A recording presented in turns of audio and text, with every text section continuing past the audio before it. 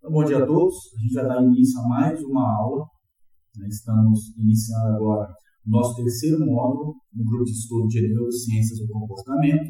Na nossa última aula, a gente fez ali um breve estudo sobre as estruturas neuroanatômicas.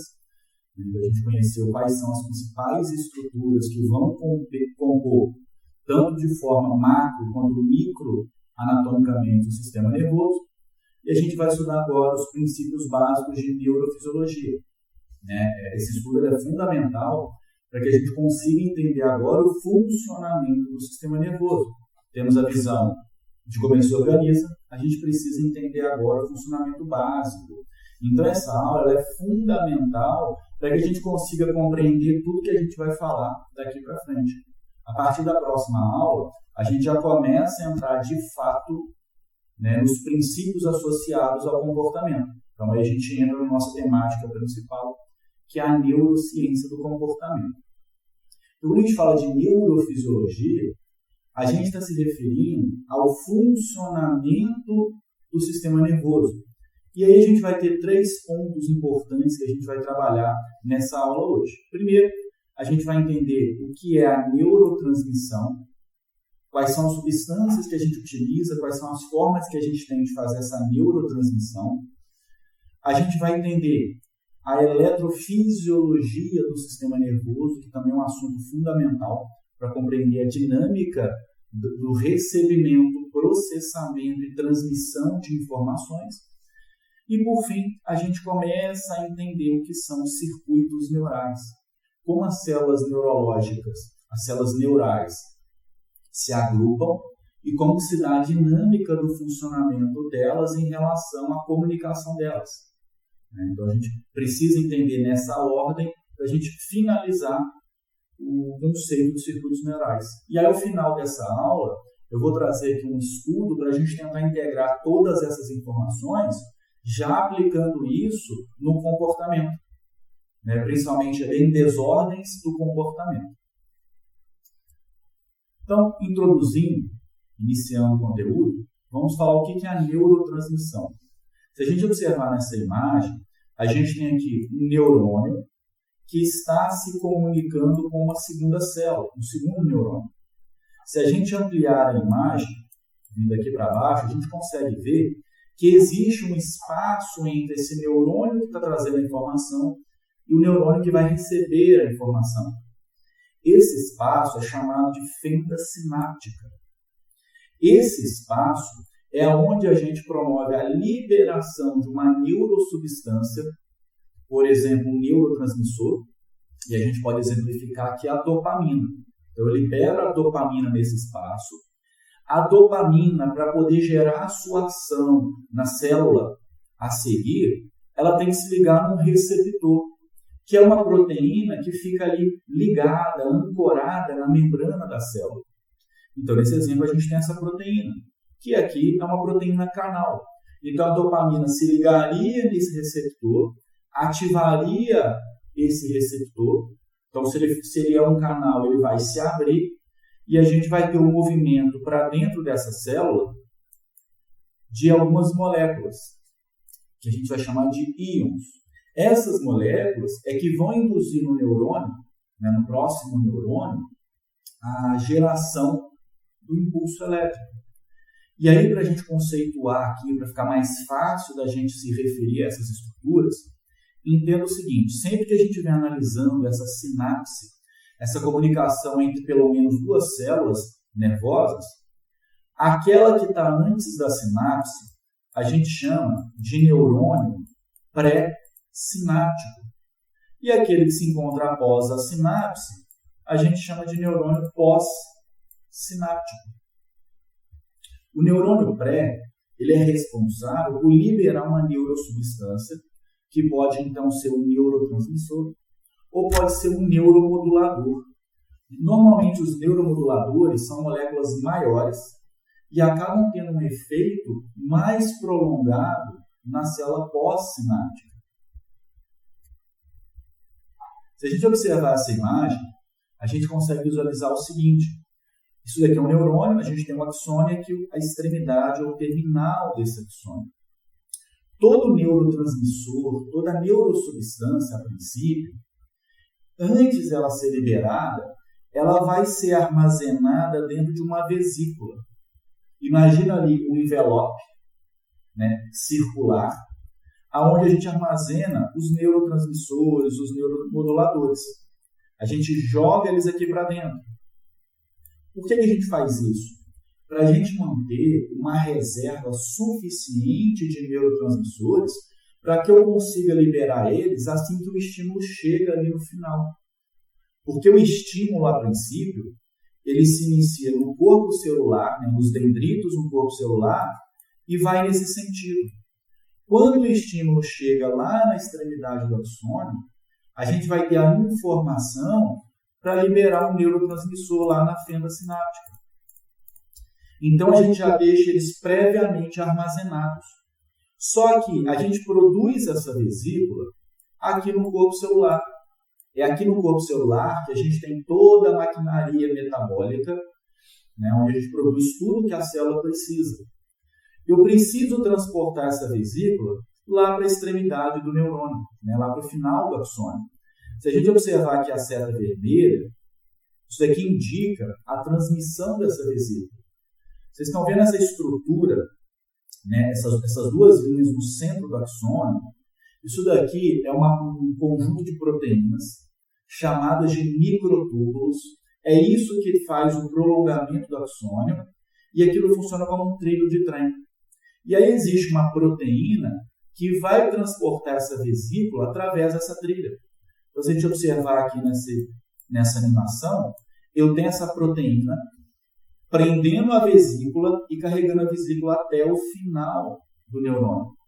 Isso é fundamental para que eu consiga lá no final armazenar os neurotransmissores para que a gente consiga liberar assim que a gente tiver o estímulo. Essa proteína, só por curiosidade, ela é chamada de cinesina e ela faz esse movimento. Isso é fundamental. Quanto mais vesículas eu tiver armazenado aqui no final, a princípio, mais neurotransmissores eu tenho para poder liberar. Quanto mais eu uso essa via, quanto mais eu uso esse neurônio, mais a gente consome essas vesículas. Então a gente começa a entender que em muitos circuitos neuronais a gente pode gerar uma fadiga. E isso pode ser muito rápido. A gente vai falar um pouco mais sobre isso mais adiante. A gente tem nessa imagem aqui o exemplo de dois tipos de sinapses. Há pouco tempo atrás, acreditava-se que a gente tinha apenas a sinapse clássica. O que significa isso? A informação vem do neurônio pré, induz a liberação de neurotransmissor, que vai interagir no neurônio pós. E o neurônio pós vai ser estimulado por esse receptor, vai mudar ali o seu conteúdo intracelular e isso vai gerar o estímulo nervoso. Esse tipo de sinapse clássica, a gente fala que é uma sinapse anterógrada, ou seja, ela segue esse sentido. Porém, nos últimos anos, a gente começou a descobrir uma série de substâncias que faz o movimento contrário, ou seja, faz uma sinapse retrógrada. Eu libero o neurotransmissor ou o neuropeptídeo lá pelo corpo celular ou pelos dendritos e a informação vai para o neurônio pré-sináptico. Essa sinapse ela é fundamental, principalmente, para poder organizar plasticamente a comunicação entre os neurônios. Então, imagine o seguinte, toda vez que a gente assimila uma informação, aprende algo e memoriza essa informação, existe uma mudança plástica na sinapse daquele circuito. E a gente tem algumas substâncias que participam desse processo, como aqui o óxido nítrico, como o NGF, que é o fator de crescimento neuronal. E aí, o NGF faz parte de um grupo de neuropeptídeos, de neuromoduladores, chamados de neurotrofinas. Essas neurotrofinas são essenciais para o desenvolvimento, para o crescimento dos neurônios e para a amplificação das sinapses. Além dessas substâncias, mais recentemente a gente descobriu a presença de um receptor na membrana, que a gente chama de receptor CB. nesse exemplo aqui, o CB1. Esse receptor CB1 é um receptor de endocannabinoide ou de canabidiol. Então, descobriu-se que a gente produz endocannabidiol ou endocannabidioides que fazem um movimento retrógrado e vão gerar algum efeito, alguma resposta no neurônio pré-sináptico. E aí, quando a gente fala aqui da cannabis, por exemplo, a cannabis ela é composta tanto de THC, que é o tetrahidrocannabidiol, quanto de cannabidiol. Ambos se ligam no receptor. Só que, a princípio, o THC ativa o receptor e o CBD inibe o receptor. Tá? Isso deve gerar alguns efeitos diferenciados em relação à via da cannabis. Então, perceba que a gente tem, na grande maioria dos casos, sinapse que é anterógrada, que seria aqui o primeiro exemplo. Em algumas situações, temos sinapses que são retrógradas. Isso aqui é fundamental para a gente conseguir progredir aqui na nossa discussão. Quando a gente vai falar de neurotransmissão, a gente tem que entender que existem o que a gente chama de neurotransmissores e neuromoduladores. Dentre os neurotransmissores, a gente pode citar a classe 1, na classificação, classe 1, que engloba a acetilcolina, que é um importante neurotransmissor que participa em várias vias associadas à atenção, mas também participa no controle do movimento, por exemplo. Então, quando eu mando uma informação para realizar um movimento de um músculo, lá no músculo, o neurônio libera acetilcolina. Temos a classe das aminas biogênicas, e aqui perceba que ela é ampla, inclui a dopamina, a epinefrina e a norepinefrina e a epinefrina, temos a serotonina e temos a histamina. Só por curiosidade, a dopamina, norepinefrina e epinefrina, todas elas têm a mesma origem. Todas derivam de um aminoácido, de dois aminoácidos possíveis, que é fenilalanina e a tirosina. A gente vai ter uma aula na plataforma, um curso na plataforma que vai ser liberado, falando sobre neurotransmissores. Então, a gente vai aprofundar mais no entendimento dessas substâncias. A serotonina e a histamina são outras duas aminas biogênicas. Temos a classe das purinas. Aqui a gente tem o ATP como exemplo. Um outro exemplo que a gente poderia incluir aqui é a adenosina, que tem um papel fundamental também na atividade cerebral. Quando a gente está cansado, é porque, a princípio, a gente começa a acumular muita adenosina. A cafeína, por exemplo, ela bloqueia o receptor de adenosina. Então, se a cafeína bloqueia o receptor de adenosina, a gente perde um pouco dessa sensação de cansaço. E aí o nosso nível de alerta aumenta. Temos a classe dos aminoácidos, onde a gente vai ter glutamato, o GABA e a glicina. O GABA origina do glutamato. Então, a gente fala que o GABA é o irmão mais novo do glutamato. Se a gente parar para pensar, na verdade, todas essas substâncias originam de aminoácidos. Por fim, aqui temos a classe de neuromoduladores. Eu apresentei 5 neuromoduladores aqui, mas a gente tem muito mais. Temos aqui a substância P, temos aqui a encefalina e a endorfina, que tem função analgésica, são da classe dos opioides endógenos. E temos aqui 2 neurotrofinas, o NGF, que eu acabei de falar, na imagem anterior, e temos aqui o BDNF, que é o fator de crescimento neural derivado do cérebro. O BDNF ele é fundamental para a neurogênese e sinaptogênese, tanto ali no nosso desenvolvimento neuronal, como também nos processos de plasticidade. E um dos maiores fatores comportamentais que induzem a produção de BDNF é o exercício físico. Então, reiterando essa informação, o exercício físico é fundamental para os processos neuroplásticos. Então, quando a gente fala, por exemplo, de aprendizagem, memória, de neuroplasticidade, a gente pensa muito no exercício físico como sendo um comportamento modulador desse aspecto. Principalmente aqui, a atividade aeróbica, a atividade um pouco mais prolongada. Mas, a princípio, qualquer exercício físico pode contribuir para maior produção de BDNF. Aí vamos começar a falar agora um pouco sobre a eletrofisiologia. O que a gente tem que entender aqui? Toda célula no nosso corpo, ela tem uma membrana plasmática formada de lipídios, de fosfolipídios, e ela tem um desequilíbrio entre a distribuição das moléculas, tanto entre o meio interno, que a gente chama de intracelular, quanto o meio externo, que a gente chama de extracelular. Esse desequilíbrio dessas concentrações, dessas substâncias, é fundamental.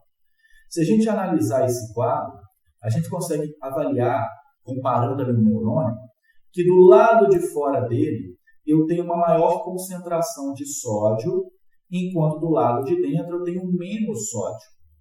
Já o potássio, eu tenho maior concentração de potássio dentro e menor concentração fora.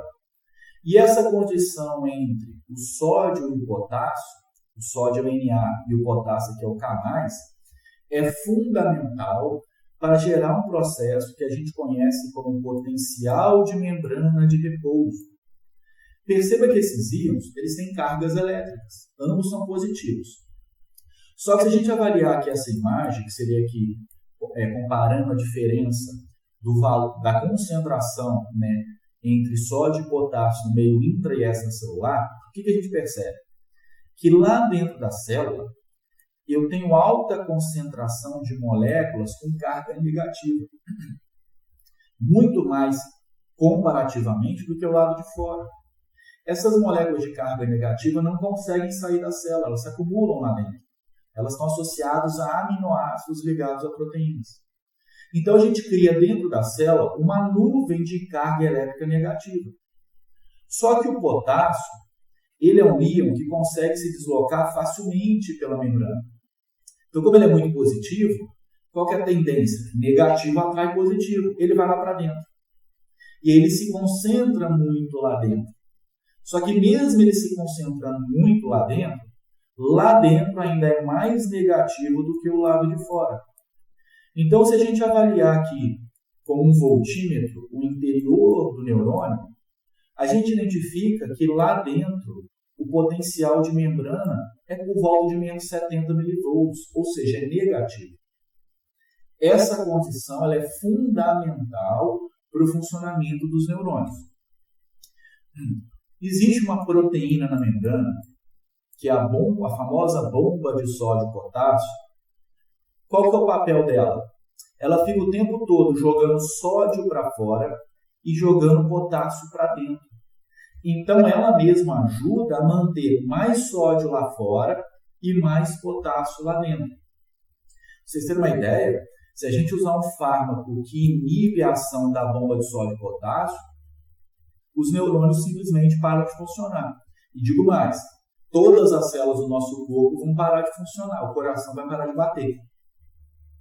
Então, é fundamental que a gente mantenha em estado de repouso, vamos considerar que o neurônio ele fica em estado de repouso, ou seja, ele não faz mais nada, ele fica parado ali, tranquilo, relaxado, sem atividade.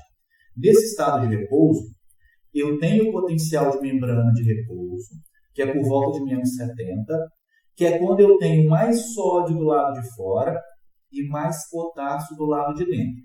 Então, essa informação aqui é fundamental. Só que perceba que tem outros dois íons aqui, que é o cálcio e o cloro.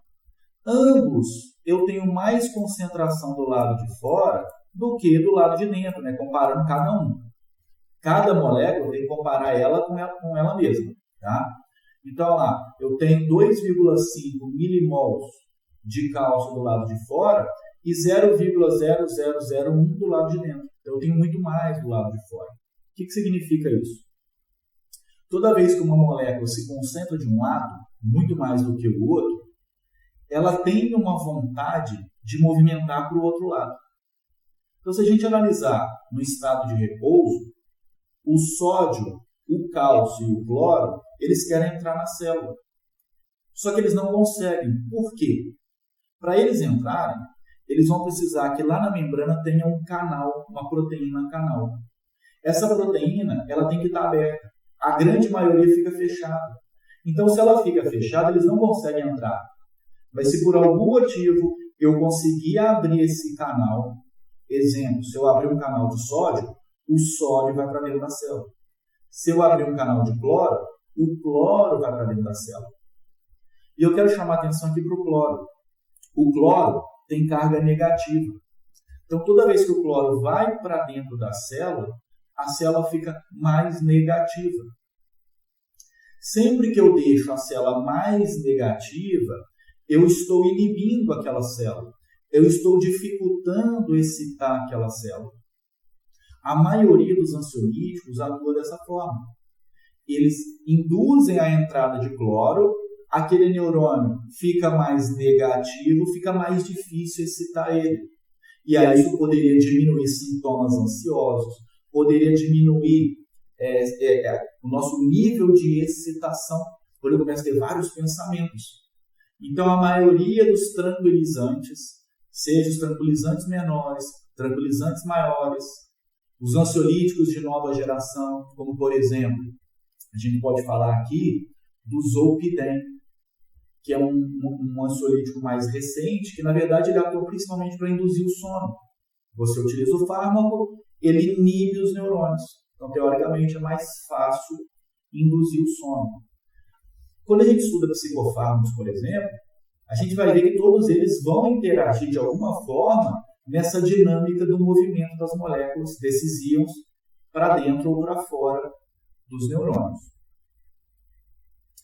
Nessa imagem a gente vê o seguinte, olha, aqui nas duas imagens eu estou mostrando a mesma coisa. Eu tenho um neurônio em estado de repouso. O potencial dentro dele está por volta de menos 70. Isso é estado de repouso. Nesse estado, tendo mais sódio fora, mais potássio dentro, a gente fala que ele se encontra polarizado. É o estado de repouso. Toda vez que o potencial sobe de menos 70 para menos 65, por exemplo, aí tanto faz o valor, a gente fala que ele está despolarizando. Ou seja, eu estou excitando aquela célula. Toda vez que ele cai, então vamos supor, de menos 70 para menos 75, a gente fala que ele está hiperpolarizando, ou seja, eu estou inibindo aquela célula. Quanto mais hiperpolarizado ele ficar, mais difícil é para excitar o neurônio. Quanto mais despolarizado, mais fácil é para excitar o neurônio. Tá? Então, esse conceito aqui ele é fundamental para a gente entender a dinâmica do processo de neurotransmissão. Vamos avaliar agora os tipos de canais que a gente pode ter na membrana. Cada canal ele recebe a sua designação primeiro pelo tipo de íon que ele deixa passar. Então, por exemplo, se eu tenho um canal que só deixa passar sódio, eu falo que é um canal de sódio. Se só deixa passar cloro, é um canal de cloro. Só que uma outra designação que a gente dá para esses canais é o tipo de estímulo capaz de abrir eles. A gente tem 4 estímulos básicos. Eu tenho primeiro aquele canal que quando eu mudo a voltagem dentro da célula, ele se abre. Então a gente fala que esse canal é voltagem independente. E aí cada canal tem o seu valor ali de voltagem. Vamos supor, existe um canal de sódio voltagem independente, que até esse que está sendo demonstrado aqui embaixo, que quando o neurônio se encontra em repouso, ele fica fechado. Está vendo que ele tem 2 portinhas? Ele fica fechado. Mas, se eu mudar o potencial de membrana de menos 70 para menos 50, então perceba que eu excitei o neurônio, eu despolarizei o neurônio, de menos 70 para menos 50 ele subiu, o canal se abre. E aí quando o canal se abre, o sódio começa a entrar. Só que aqui a gente vai abrir centenas de milhares de canais de sódio, então vai entrar muito sódio dentro da célula. Uma vez que esse sódio entra, lá dentro da célula começa a ficar muito positivo. Chega uma hora que o canal se fecha. Então o sódio para de entrar.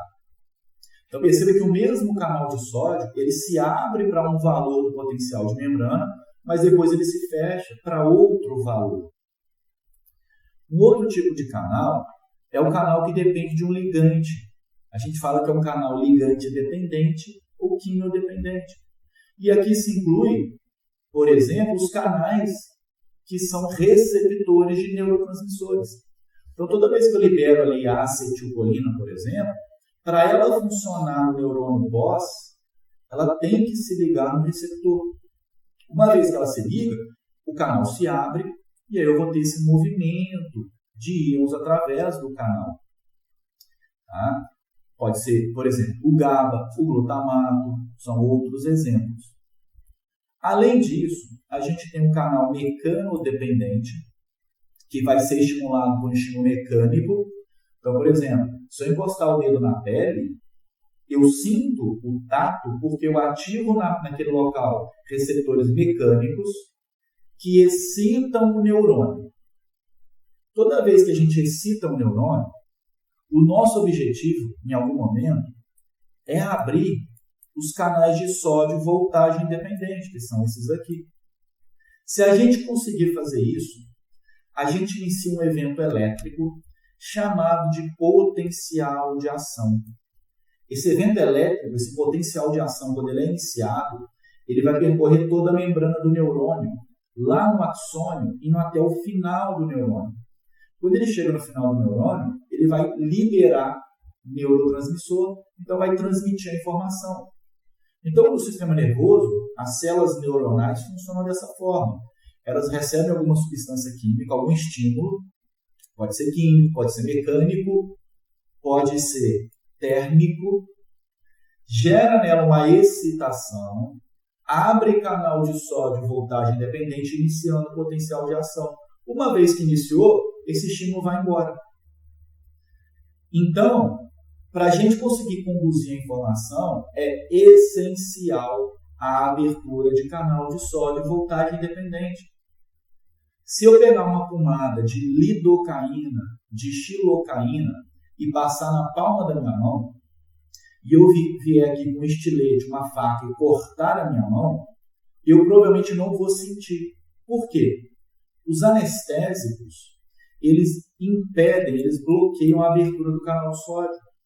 Então, eu posso estar fazendo um estímulo que é mecânico, estou ativando um canal mecanodependente, estou excitando o neurônio, mas eu estou bloqueando a abertura de canal de sódio. E aí, se eu bloquear, não importa o que eu faça, a informação não é transmitida. Então, esse é o mecanismo de ação dos anestésicos. Os anestésicos bloqueiam a abertura do canal de sódio. Se a gente observar nessa imagem, a gente começa a ver que existem muitos tipos diferentes de receptores localizados na membrana. Temos aqui o clássico, que é um canal, é um receptor associado, um receptor químico associado a um canal iônico. Exemplo aqui poderia ser um receptor de acetilcolina. Temos receptores associados ao que a gente chama de proteína G, que é muito mais complexo. Quando a substância se liga neles, ele vai gerar uma mudança muito ampla dentro da célula. Exemplo aqui, a gente pode falar dos receptores de norepinefrina, de epinefrina. Temos receptores que são enzimáticos. O principal exemplo aqui é o receptor da insulina. Então, a insulina se liga nesse tipo de receptor, que é um receptor de tirosinoquinase, que é uma enzima. Aí ele ativa esse receptor e vai gerar uma série de respostas dentro da célula. E temos ainda receptores que estão dentro da célula. São os receptores intracelulares. E aí a gente pode citar aqui como exemplo os receptores dos hormônios esteroidais, hormônios à base de colesterol, estrogênio, testosterona. Então são alguns exemplos. O nosso foco aqui, como a gente está estudando o sistema nervoso central, são os canais iônicos. É isso que a gente vai aprofundar aqui. Então, observe essa animação. O que é o potencial de ação? Primeiro, quando a gente fala em impulso nervoso, a gente está falando de potencial de ação. O potencial de ação, então, ele surge quando eu abro os canais de sódio voltagem independente, e aí eu tenho uma entrada, um influxo intenso de sódio, seguido de uma saída de potássio. Observa que uma vez que o sódio começa a entrar, ele vai percorrendo toda a membrana até o final. Então, por isso que o impulso ele é conduzível. Por isso que ele percorre toda a membrana. Toda vez que quando o sódio está entrando, a gente fala que eu estou na fase de despolarização. Quando o potássio começa a sair, a gente dá um nome de fase de repolarização. Isso é fundamental. Se qualquer uma dessas fases forem bloqueadas, ele para de funcionar. Então é fundamental aqui a dinâmica deles. Aqui só para exemplificar. A gente tem existe um tipo de peixe, uma espécie de peixe, que é o baiacu, que ele tem um veneno dentro dele que paralisa a presa dele. Se a gente ingerir o baiacu, ingerir essa toxina, ela bloqueia os nossos canais de sódio e voltagem dependente. A chance de morte é muito grande, porque eu vou parar de respirar. Eu não consigo mais respirar. E aí quem produz, né? Se você vai na peixaria e eles vendem um baiacu, o chefe que trabalha com isso, o chefe que prepara o baiacu, ele tem que ter um curso internacional para mexer com isso. Tá? Tem um filme muito interessante, que é do John Wick. O John Wick 3 tem uma cena que uma mulher come as vísceras do baiacu. Aquilo é mentiroso, porque se ela realmente ingeriu, era para ela ter morrido, ou pelo menos ter parado no pronto-socorro. Tá? Só que vocês estão observando também na animação que uma hora o sódio sai e o potássio entra. Quem faz isso é a bomba de sódio e potássio. Então a bomba de sódio e potássio é fundamental também para o funcionamento dessa dinâmica de mudança de carga elétrica na membrana, que é o potencial de ação. Para facilitar, eu fiz aqui uma animação. Eu tenho aqui, então, a membrana plasmática, e aí vamos considerar que do lado de fora eu tenho mais sódio, do lado de dentro mais potássio. Isso cria um gradiente elétrico, onde o lado de fora fica mais positivo, o lado de dentro mais negativo. Lá na membrana eu tenho dois canais, um canal de sódio e um canal de potássio. Ambos estão fechados. Só que quando eu consigo excitar a célula, eu abro o canal de sódio. Quando eu faço isso, o sódio começa a entrar por esse canal. E à medida que o sódio vai entrando, lá dentro passa a ficar positivo. Então lá, por exemplo, de menos 70 vai para mais 30 mV. Eu despolarizei aquela célula, que ela é o potencial de ação percorrendo a membrana. Logo após esse evento, inicia-se a fase de repolarização. Então o canal de potássio se abre e o potássio começa a sair. Só que vai sair uma quantidade tão grande de potássio que lá dentro volta a ficar negativo. Logo após esse evento, o que eu preciso que aconteça? A bomba de sódio e potássio venha, pega esse excesso de sódio que entrou, joga para fora. Pega o excesso de potássio que saiu e joga para dentro. E aí aqui é um gráfico que a gente usa para entender o potencial de ação. Observa aqui que eu tenho um gráfico nesse estado que a célula se encontra em repouso, ou seja, estado de polarização, ela está polarizada. Eu tenho ali o potencial de membrana de repouso, que nesse exemplo é menos 70 mV. Se eu fizer um estímulo nessa célula, por exemplo, liberando um neurotransmissor para ela, e esse neurotransmissor se liga num canal, o canal se abre, eu tenho ali a entrada de sódio, começa a excitar a célula. Ela vai excitando, excitando, excitando. Se ela atingir um valor limiar, que nesse caso é menos 50 mV, a gente chama isso de potencial limiar, eu inicio a abertura dos canais de sódio, voltagem e dependência. Eu inicio o potencial de ação. E aí a gente tem a primeira fase de despolarização do potencial de ação, onde eu tenho um influxo intenso de sódio, o potencial dispara, vai lá em cima e fica positivo. Lá na ponta, o canal de sódio se fecha e eu começo a abrir os canais de potássio. O que acontece agora? A fase de repolarização. O potássio começa a sair, o interior começa a ficar negativo, muitas vezes acaba ficando hiperpolarizado. Lembra, o hiperpolarizado é quando ele fica mais negativo do que o normal. Só que logo em seguida a gente tem a bomba de sódio e potássio fazendo esse controle. A bomba de sódio e potássio, ela gasta ATP, ela gasta energia. Então, quanto mais eu gero potencial de ação num circuito, significa que eu estou usando mais aquele circuito, mais energia eu consumo. Toda vez que eu consumo energia também, eu libero calor. Isso daqui é o princípio do entendimento da ressonância magnética funcional. Porque quando eu utilizo uma área maior, libero calor e gasto energia, eu dilato os vasos sanguíneos daquela área, então eu aumento o fluxo de sangue para lá. A ressonância magnética funcional avalia isso. Então, às vezes eu posso fazer um teste durante o exame e avalio quais áreas do cérebro vão ser mais ativadas. E isso permitiu, ou está permitindo que a gente conheça muito mais sobre as diferentes áreas funcionais do cérebro e quais são verdadeiramente as funções dela. Se a gente bloquear a bomba de sódio e potássio, a gente vai ter dificuldade em conseguir manter esse processo.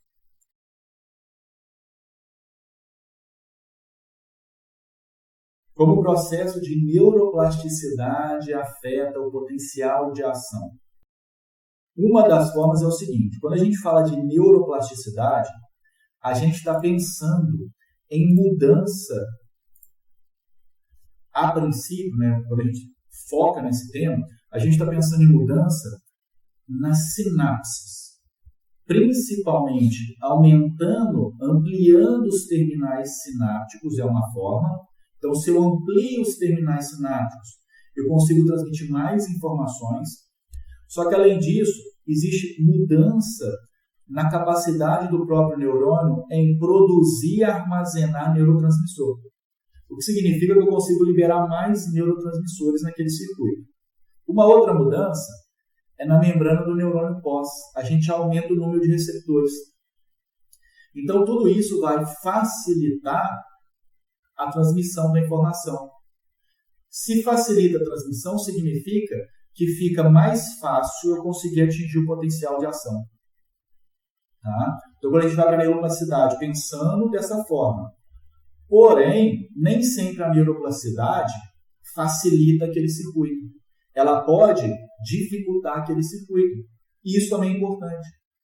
Um exemplo, existe uma teoria que fala que a gente sonha para não perder a área funcional do cérebro. Se você privar o ser humano, privar uma área do cérebro do ser humano de atividade por 40, 50, 60 minutos, aquela área já começa a sofrer um processo neuroplástico em que ela diminui a ativação dela. Então, alguns pesquisadores acreditam que a gente sonha como forma de manter o cérebro ativo durante o sono. Senão, a toda noite, a gente iria atrofiar o nosso cérebro.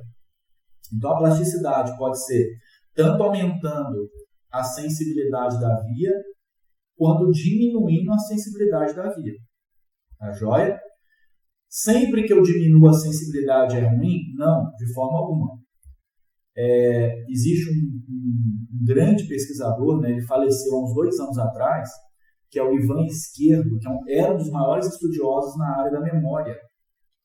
E ele tem um livro que se chama A Arte de Esquecer. E lá ele vem mostrando como que esquecimento é fundamental. Esquecer é um processo de aprendizagem. A gente esquecer informações é uma forma de aprendizagem. É uma forma de a gente mudar o nosso comportamento. Se a gente não tivesse capacidade de esquecer, seria impossível a gente lidar no social. Porque imagina, o Ricardo me fez algo que eu não gostei alguma vez, e se eu não conseguisse esquecer, toda vez que eu visse o Ricardo eu iria lembrar, então não teria como eu ter nenhuma relação com ele. Tá? Então, seria muito mais por isso, tá, Ricardo? Facilitando a comunicação, e aí se eu facilito, é mais fácil gerar potencial de ação, ou dificultando aquela transmissão daquela informação. Observe essa imagem aqui. Vamos considerar esse neurônio que tem um axônio com esse prolongamento. O que acontece? No início do axônio é onde a gente consegue iniciar potencial de ação. Então imagine que aqui seja o corpo celular desse neurônio. O estímulo vem por ele, vamos supor, através de neurotransmissor, se liga num canal na membrana, esse canal se abre e eu tenho aqui a entrada de sódio. Aqui dentro começa a ficar positivo. Se eu acumular carga suficiente, aqui no início do neurônio, eu inicio a abertura dos canais de sódio voltagem independente. Então, quanto mais neurotransmissor eu conseguir liberar aqui, e aí vem um processo da neuroplasticidade, mais fácil é para gerar o potencial de ação. Uma vez que ele foi iniciado, a gente abre os canais de sódio. O sódio começa a entrar. Mas o que acontece? Quando o sódio entra, para frente dele ainda está negativo. Então o sódio desloca para frente. Quando ele desloca para frente, ele abre mais canal. Mais sódio entra, desloca para frente. Abre mais canal, mais sódio entra. E a gente começa a ver que o potencial vai sendo conduzido até chegar lá no final do axônio e induzir ali a liberação de neurotransmissor. Por isso que a gente fala que o potencial de ação é conduzível. Cada vez que entra sódio, abre mais canal de sódio e ele vai indo para frente. Até o final. Só que observa a outra imagem, a próxima imagem. Esse neurônio é a mesma coisa, o mesmo comprimento, mas ele tem uma pequena diferença aqui. Ele tem aqui uma estrutura envolvendo ele, só que ele envolve, todo o axônio. Essa estrutura é chamada bainha de mielina. A bainha de mielina, ela é formada por células da glia, exclusivamente pelos oligodendrócitos, no sistema nervoso central, e pelas células de Schwann, no sistema nervoso periférico. A bainha de mielina, ela é uma estrutura formada de lipídio e funciona como isolante. Qual que é a grande função dela? Como ela funciona como isolante, ela acaba concentrando as cargas elétricas negativas todas apenas nos espaços entre elas, que seria isso daqui. Esses espaços são chamados de nó de Ranvier. Não é o mais importante aqui. Mas, como ela concentra a carga elétrica aqui, o que acontece? Uma vez que eu iniciei o potencial de ação e o sódio entra, lembra, o sódio vai para frente, para onde tem carga negativa. Só que a carga negativa está aqui do outro lado. Então o sódio, ele dá um salto muito rápido para cá. Isso aqui é um movimento muito violento, é um movimento muito rápido. Porque lá longe está concentrado de carga negativa. Sódio é positivo. Ele quer ir para onde é negativo. Então ele faz esse salto. Aí a gente chama isso de condução saltatória. Literalmente ele salta lá para frente.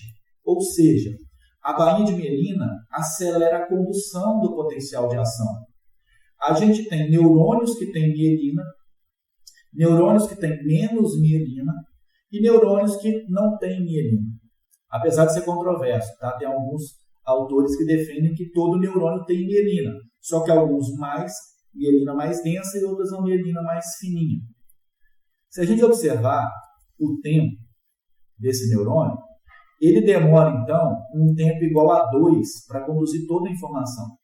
Vamos considerar que esse 2 aqui seja milissegundos. Tá? Só um exemplo. Então, ele gasta 2 milissegundos conduzindo a informação por todo o axônio. Se a gente voltar aqui, observa que o neurônio sem mielina gasta 3, ou seja, 50% a mais do tempo. Então, isso mostra que neurônios que possuem mielina conseguem conduzir a informação muito mais rápido. Exemplo, existe um tipo de neurônio que a gente tem, que é um neurônio muito calibroso e que tem muita mielina. Ele conduz o potencial em uma velocidade de 120 metros por segundo. Isso é atravessar um campo de futebol inteiro, de gol a gol, em 1 segundo. Só que existe um outro tipo de neurônio que ele é muito fino e não tem mielina. Ele conduz a velocidade em 4 metros, ou seja, 30 vezes mais devagar do que esse primeiro exemplo. Existem doenças que degeneram a mielina. A gente chama isso de doenças desmielinizantes, como, por exemplo, esclerose múltipla, neuropatia diabética. Então, quem tem diabetes, principalmente se não for controlado, pode desenvolver degeneração da mielina. E aí começa a ter perda, por exemplo, da sensibilidade. Porque aquele neurônio que perdeu mielina não consegue mais conduzir informação, à medida que o processo vai evoluindo. Então, manter a mielina é fundamental. E olha que interessante. A gente liberou para vocês lá na plataforma um arquivo que a gente elaborou, né, baseado num livro, que é explicando quais, ao longo do nosso desenvolvimento, quais áreas do cérebro vão sendo mielinizadas. E olha que interessante, eu não sabia dessa informação. A gente tem até por volta da terceira década de vida, 30 anos, a gente tem áreas do cérebro que ainda estão sendo mielinizadas, ou seja, o meu cérebro está em desenvolvimento. Fizeram não aqui para mim, falando que o meu não, que o meu já passou. Quando eu falo o meu, não o meu necessariamente, né? Mas todo dia a gente está em desenvolvimento. Perdi o raciocínio, tá vendo? Então, a gente tem até ali por volta de 30 anos, áreas que estão sendo mielinizadas. Só que para a gente formar mielina, a gente precisa de colesterol, ômega 3. E aí para pensar o impacto na gestante, no neurodesenvolvimento do bebê. Com 2 semanas, 3 semanas, o sistema nervoso começa a desenvolver muito rápido. Se essa gestante tem uma nutrição inadequada, ela não tem boa fonte de ômega 3, por exemplo. Não só essas, tá? Tem outras substâncias, como o próprio hormônio da tireoide. Os hormônios tireoidianos são fundamentais para o neurodesenvolvimento. Então, se eu tenho desregulação dessas substâncias, desses nutrientes, eu vou impactar no desenvolvimento do sistema nervoso dessa criança. Então, mais uma vez, a gente vê como que a alimentação na gestação é fundamental para o desenvolvimento saudável do sistema nervoso. Beleza. Geramos potencial de ação, entendemos que ele percorre a membrana, mas e aí? O que ele faz agora? Quando ele chega no final do neurônio, lá no final do axônio, ele vai induzir a abertura de canal de cálcio voltagem independente. Esse cálcio vai para dentro da célula, o cálcio se liga nas vesículas contendo o neurotransmissor, pega essa vesícula, empurra ela lá na membrana, vai fundir ela aqui na membrana, ela fundiu ela, e eu libero o neurotransmissor. Vamos supor aqui que esse neurotransmissor seja o glutamato. O glutamato liberado se liga no canal do neurônio pós, abre o canal. É um canal de sódio, o sódio começa a entrar. Aí o sódio vai entrando, excita o neurônio pós. Se eu conseguir excitar suficientemente para poder abrir os canais de sódio e voltagem independente, eu inicio o potencial de ação no neurônio pós. Eu transmito essa informação mais adiante. Tá? Só que a gente tem que ver o seguinte, eu estou falando o tempo todo aqui de excitar, mas existem neurotransmissores que inibem. Como é o exemplo aqui, ó, na primeira imagem, se o neurônio secretou um neurotransmissor excitatório, ou seja, um neurotransmissor que abre um canal de sódio, se a gente observar, o potencial de membrana fica positivo. A gente chama isso daqui de potencial pós-sináptico excitatório. Mas existem substâncias que abrem canal de cloro, como, por exemplo, o GABA, que é o ácido gama-aminobutírico. O GABA, que é um aminoácido, ele abre canal de cloro. Quando ele faz isso, o cloro entra. Aí o cloro deixa a célula mais negativa. Ou seja, eu vou inibir aquele neurônio, eu vou dificultar aquele neurônio. Na prática, a gente vai ver que os neurônios, um neurônio, ele recebe informação de vários outros. E aí, a soma daquilo que ele está recebendo, que pode ser estímulo excitatório e inibitório, vai gerar uma modulação. Se o resultado final for excitação, eu transmito a informação. Mas se o resultado final for uma inibição, eu, de certa forma, vou bloquear a transmissão daquela informação. Olha aqui um outro exemplo. Eu tenho um neurônio motor, transmitindo potencial de ação, induzindo a abertura de canal de cálcio. O cálcio entra, induz a liberação de acetilcolina. Lá na fibra muscular se liga em receptor de acetilcolina. O sódio entra. Uma vez que o sódio entra, ele excita a célula muscular e inicia potencial de ação. Esse potencial de ação na fibra muscular vai ser fundamental para liberar cálcio para ter contração muscular. Então a gente tem aqui um outro exemplo em que o neurônio se comunica com uma outra célula, que seria uma fibra muscular. E aí chegamos agora no conceito de circuitos neuronais. Como eu falei, o sistema nervoso é extremamente complexo. A gente está falando de sinapse aqui, apresentando um modelo simples. Só que um neurônio, ele recebe e faz sinapse com mais de, em torno de 10, podendo chegar a 100 mil sinapses. Né? Na média, são 10 mil sinapses. Para pensar, se a gente tem aproximadamente 86 bilhões de neurônios, fazendo em média 10 mil sinapses cada um, olha a quantidade absurda de sinapses, de processamento de informações que a gente tem o tempo todo. Isso é extremamente complexo. E aí eu quero mostrar aqui mais ou menos como que funciona essas sinapses. A princípio, imagina ali que eu tenho um estímulo pré-sináptico chegando, né, um neurônio trazendo uma frequência específica de potenciais de ação, induzindo a liberação de neurotransmissor. E o neurônio pós, a gente observar lá, está tendo a mesma saída. A gente fala de uma informação, então não está sendo modulada. Ela chega e sai na mesma intensidade. Só que existem situações, por exemplo, que eu poderia ter uma intensidade maior de estímulo. Aí observa que quando eu tenho uma intensidade maior de estímulo, eu tenho muito mais neurotransmissor sendo liberado. E aí essa quantidade maior de neurotransmissor, eu espero que vai gerar uma resposta maior de saída. Só que tem algumas situações que acontece isso. Olha como que a intensidade de saída ela está menor do que a intensidade de entrada. Significa que nesse circuito houve uma modulação. Eu tive ali, por exemplo, estímulo inibitório, por exemplo, bloqueando a quantidade de excitação.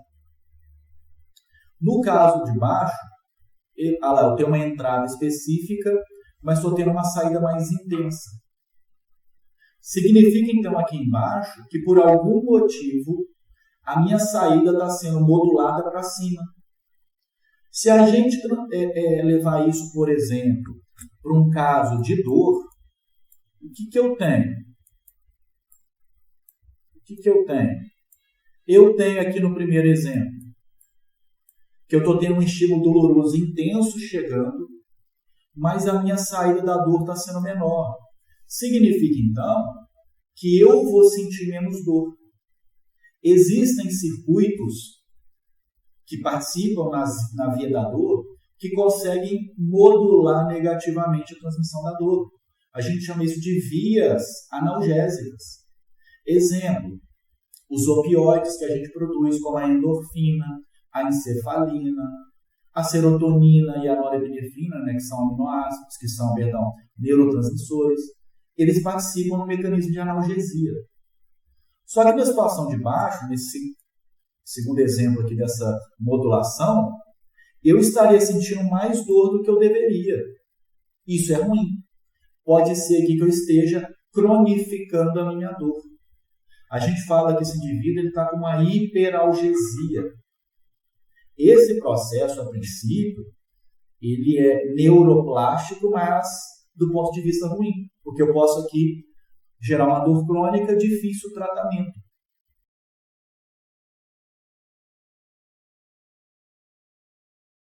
Cognição interfere nesse processo? Karina, diretamente, tá? Porque o que acontece? Imagina o seguinte, toda informação que você transmite, vamos supor, eu cortei a minha mão, um exemplo. Imagina qualquer parte do corpo. Essa informação vai entrar por um neurônio sensorial na medula espinhal. Lá na medula, ela faz sinapse e retransmite a informação. Essa informação sobe, passa no tronco encefálico, passa no diencéfalo e chega no córtex. Só que até chegar no córtex, a gente vai fazendo sinapse com várias estruturas. E aí, inclusive com o sistema límbico. A gente sabe hoje em dia, vários trabalhos demonstram que o meu estado motivacional, o meu estado atencional, meus aspectos cognitivos impactam diretamente na minha percepção da dor. Então, existem vias que partem de cima para baixo, Karina, que bloqueiam a transmissão da dor. Tanto é, quando a gente pega a literatura científica na área de tratamento de dor crônica, É preconizado hoje no tratamento de dor crônica a terapia cognitivo-comportamental. Os estudos mostram que ela tem um impacto fundamental, principalmente na dor crônica. Mas a gente pode exemplificar aquela situação que você está extremamente motivado e você acaba se machucando. Muitas vezes você não percebe aquilo, porque existe um bloqueio cognitivo da transmissão da dor. Mas aí entra o sistema límbico. O sistema límbico, que é emocional, pode ampliar a minha dor ou pode também inibir a minha dor. Vai depender do estado. Tá? Então, a cognição, sim, a cognição vai participar modulando, fazendo de uma função seletiva. Isso é para tudo na nossa vida, né? A gente tem essa função seletiva o tempo todo. Às vezes você está com uma ideia de comprar determinado carro. Você começa a perceber na rua que todo mundo tem aquele carro que você quer.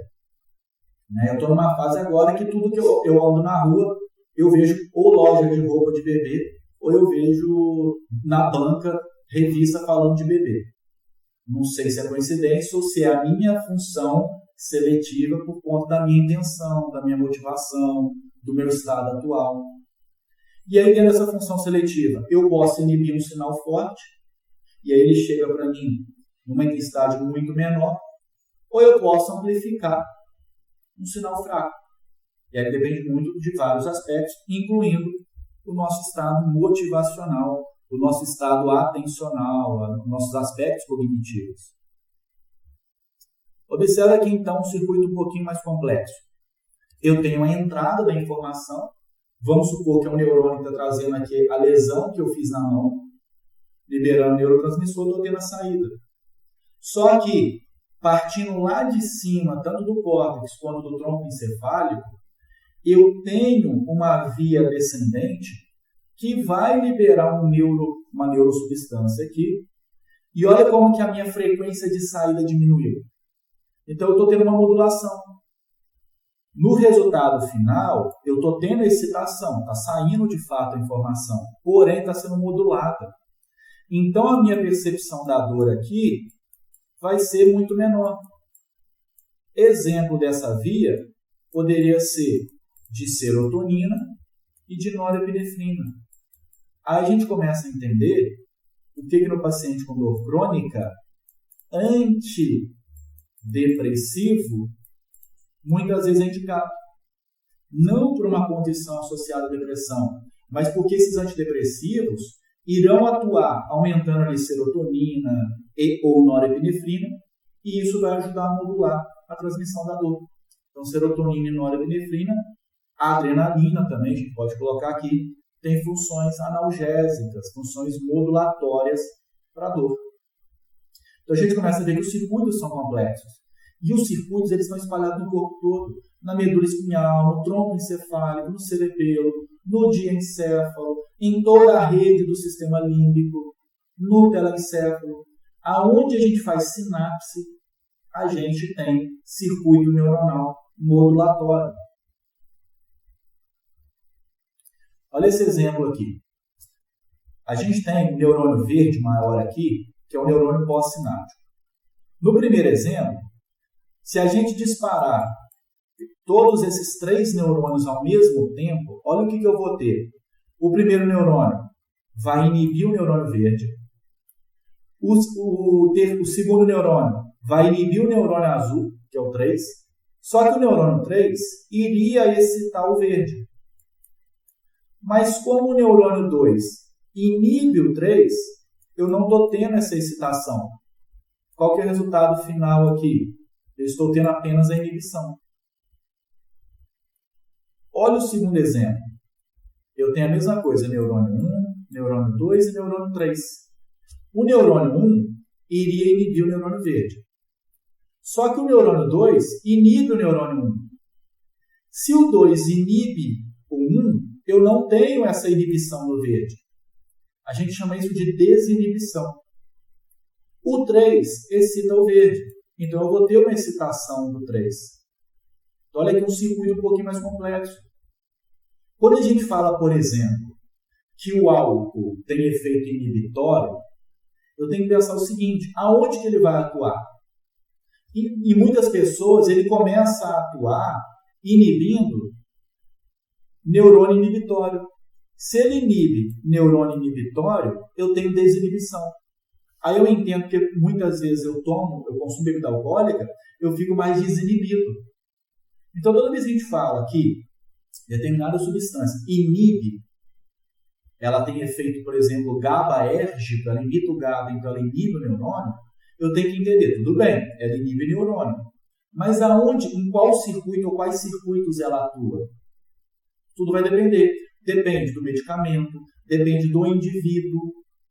Se você tem 2 indivíduos que têm transtorno de ansiedade generalizada e eu prescrevo para eles um ansiolítico, às vezes um deles, ao invés de ter o efeito ansiolítico, acaba tendo um efeito que piora o quadro dele.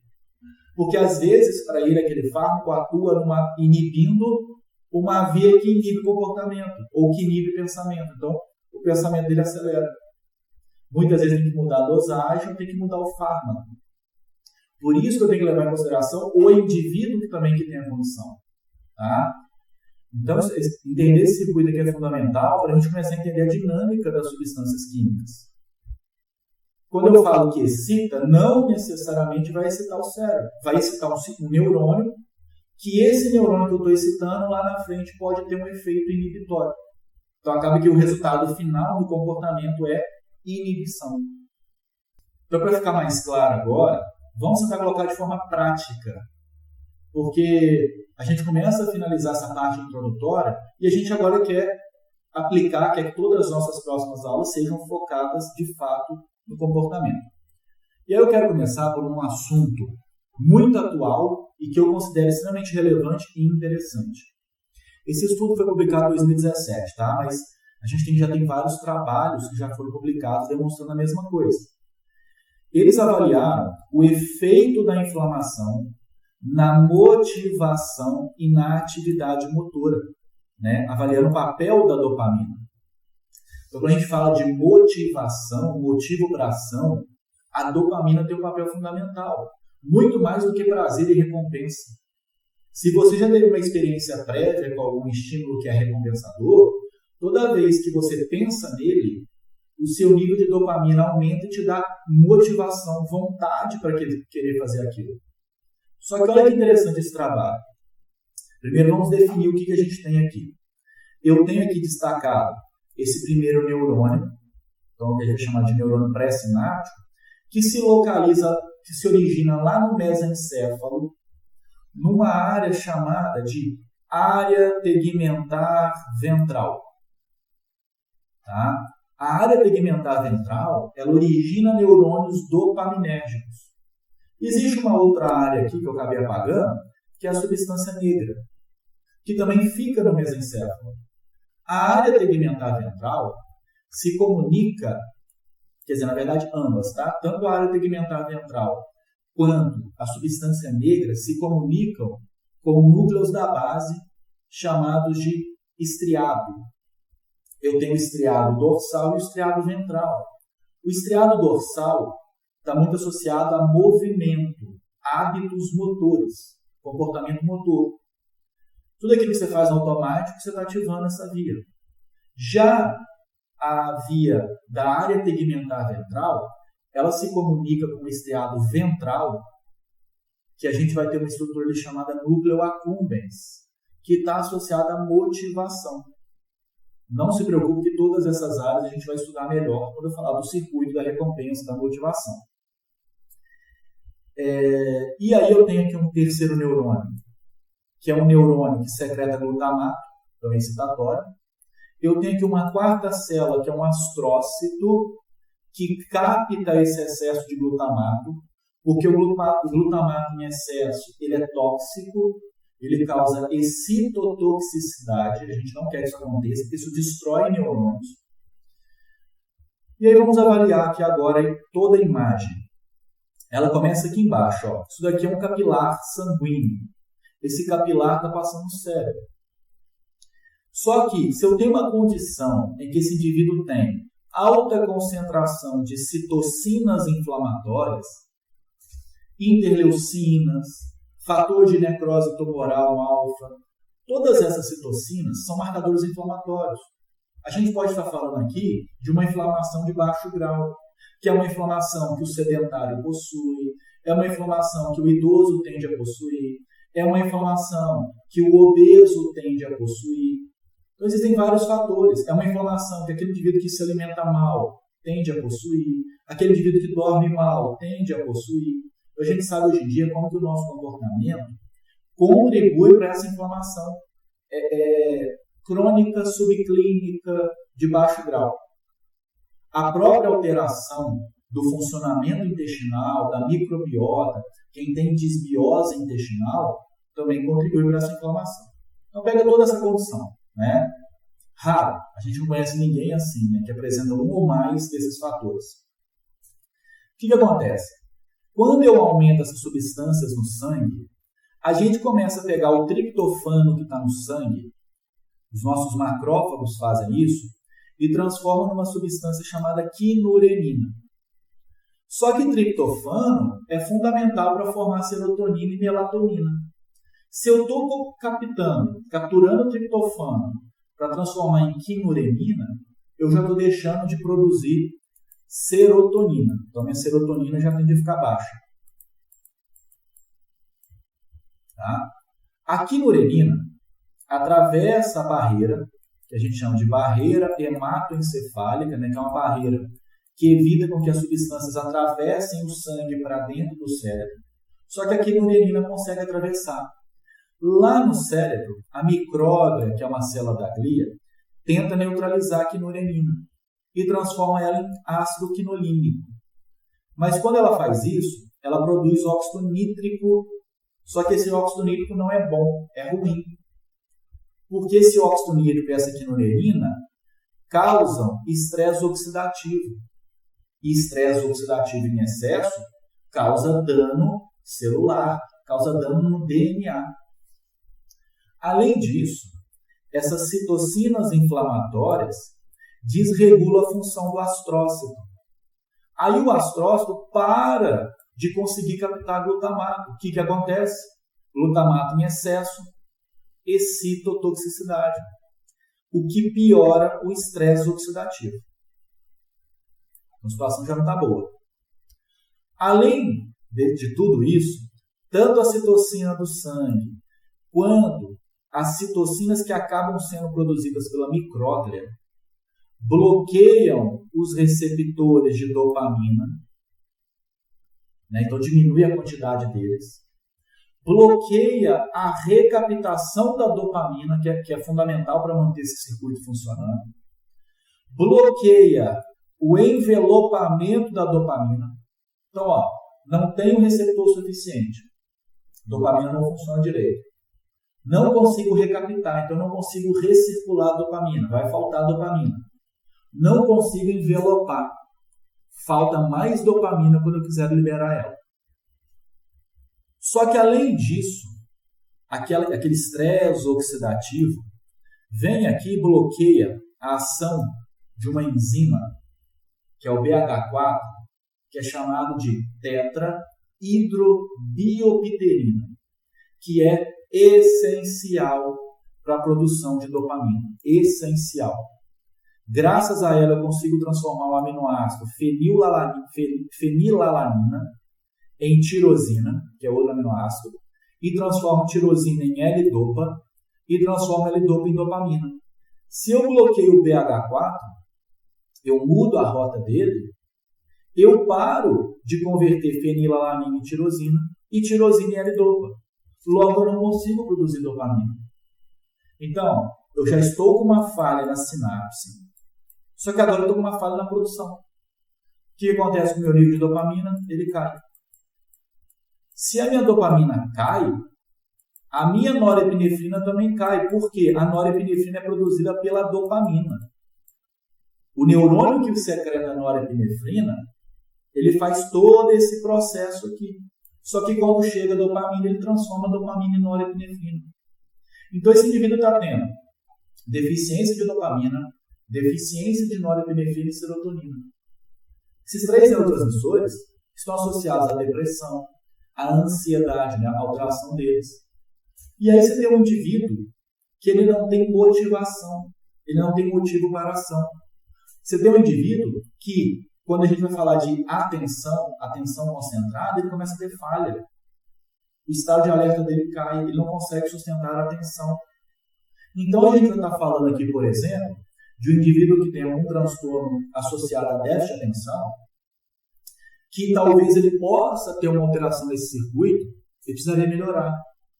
Só que uma das formas de auxiliar esse indivíduo é melhorar esse processo inflamatório. E isso envolve mudança de comportamento, mudança de estilo de vida. Existe uma substância chamada caramelo 4, que já foi muito associado a TDAH e transtorno do espectro do autismo. Caramelo 4 é um corante. É um dos piores corantes que existe. Tá? Tem efeito cancerígeno e altera a bioquímica do nosso cérebro como um todo. No Brasil, a legislação permite que os produtos alimentícios tenham caramelo 4 em concentrações 700 vezes maiores do que nos Estados Unidos. E aí existem refrigerantes que têm caramelo 4.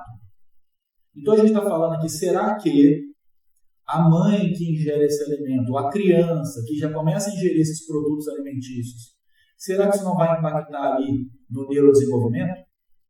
A gente está tentando entender. O que a gente sabe? Crianças que têm déficit de atenção e consomem alimentos ricos em caramelo 4 pioram os sintomas. Não se sabe ainda, a gente não tem ainda um nível alto de evidência se ele causa a condição, mas sabe-se que piora. Então a gente começa a ver que não dá para negligenciar comportamento quando a gente fala de neurocomportamento. Não tem como. O meu ambiente, o meu estilo de vida é fundamental, vai impactar diretamente no funcionamento desses circuitos. Então você começa a ver que o indivíduo ali sedentário, ou talvez o indivíduo obeso, ou o indivíduo tem uma alimentação muito inadequada, e ele relata que não tem motivação para fazer nada, né? Até a gente fala da motivação, na minha opinião, a motivação ela é extremamente supervalorizada quando eu falo em mudança de comportamento. Eu não consigo praticar exercício porque eu não tenho motivação. Sim, só que a gente tem que entender que quanto mais eu repito determinado comportamento, isso tende a se tornar mais fácil e a gente começa a internalizar e transformar isso num hábito. Tá? E a maioria das pessoas que praticam exercício físico, por exemplo, a gente pode perguntar para elas, a maioria que pratica de forma frequente, você vai perguntar, todo dia você está extremamente motivado? Eu vou te responder, não. Só que para esse indivíduo, e para todos nós, o dia que a gente está menos motivado é o mais importante para a gente fazer, que é uma forma de a gente informar ao cérebro que aquilo faz parte da nossa rotina. Tá?